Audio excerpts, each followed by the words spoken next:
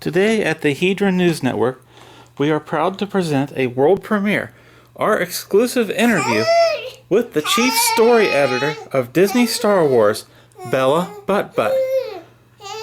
Over the past several years, she has approved all major story decisions in bringing the vision of George Lucas in line with that of the mouse.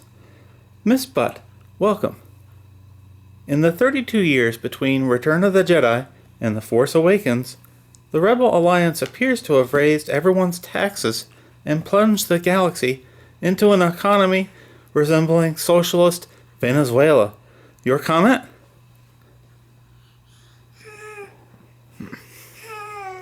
Very well.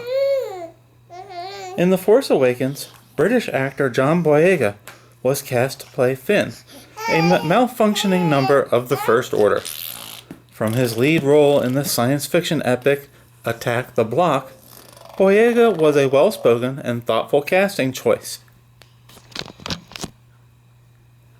Can you explain why this distinguished actor was reduced to bellowing like a bantha at Han Solo and yelling "woo" every episode?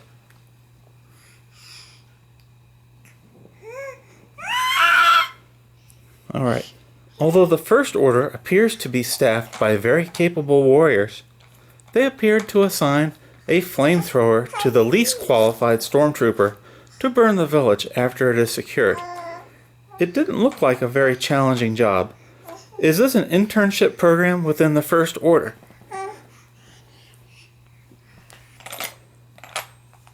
In The Empire Strikes Back, it took all of Luke's training to move a lightsaber a few feet.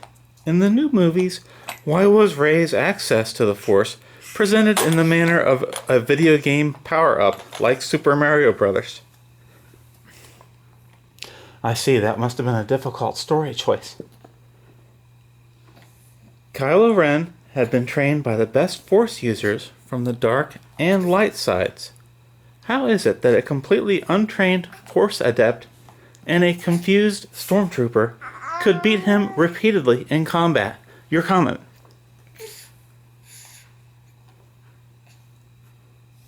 Maz Kanata was a cartoon character rendered in an identical manner to Jar Jar Binks. Not a question, just an observation. Indeed.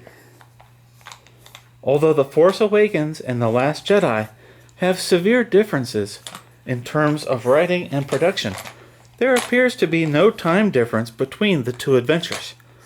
Why were the Resistance so reduced in number, and the First Order staffed with seemingly millions of troops, such as on Supreme Leader Snoke's flagship? Please, focus here, Miss Butt. I'm trying to conduct an interview. By eliminating Snoke in the second movie of a trilogy, the writers seem to have arrived at the concept of video game bosses being dispatched at the close of each movie, rather than an ongoing threat through the series.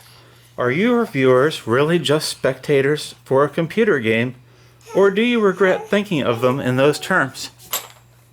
Final question, Miss Butt. I know your attention span is very limited before your diaper changing and feeding. But while working for Disney Star Wars, can you answer a final question about what happened to the midi-chlorians? No, that's just a trick question. They don't exist in Disney Star Wars. No, our final question is about how the rest of the galaxy far, far away views the Jedi.